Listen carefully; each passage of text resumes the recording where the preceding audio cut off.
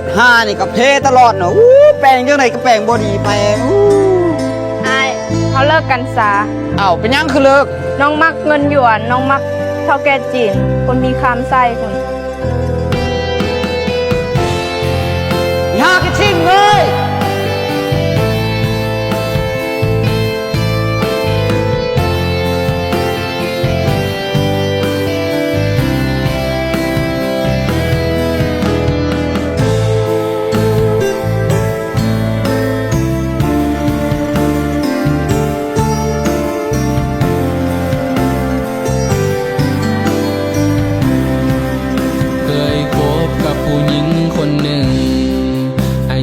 ซึ้งกับคำว่า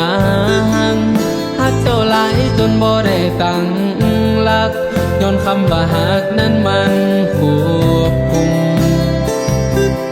บ่เคยคิดว่าวันหนึ่งฮักเขาจะต้องจบลงไอ้บอกตามตรงไอ้คงเฮ็ดใจบ่ได้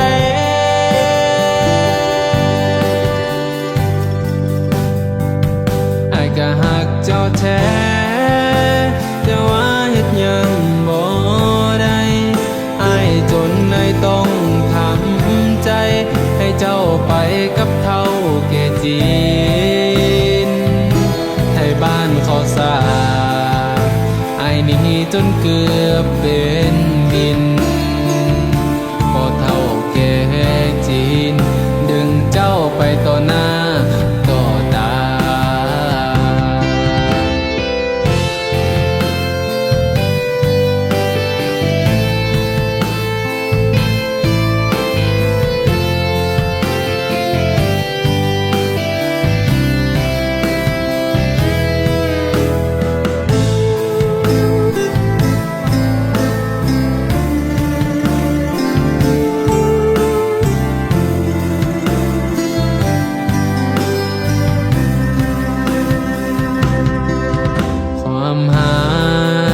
ที่เค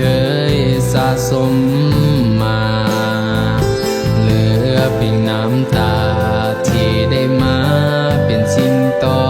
บแทนได้ยินเขาว่าเงินหยวนนั้นมันมาแหงบอกคิดเลยว่ามันสิแทงใจอ้ายก็หักเจ้าแท้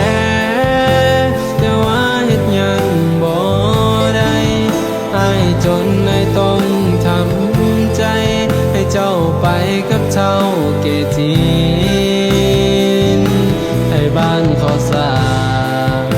ไอ้นี้จนเกือบเป็นวินพอเท่าแก่จีน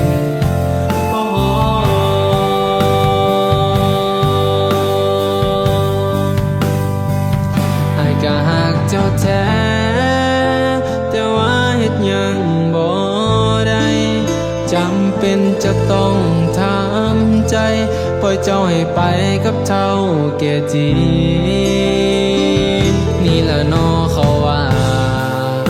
เงินกีบนั้นมันอ่อนแหงเงินหยวนมาแสงแทงใจของอ้าย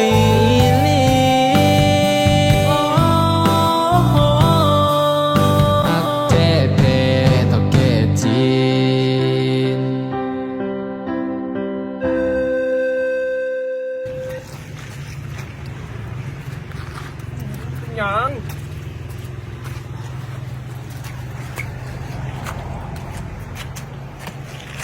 ไป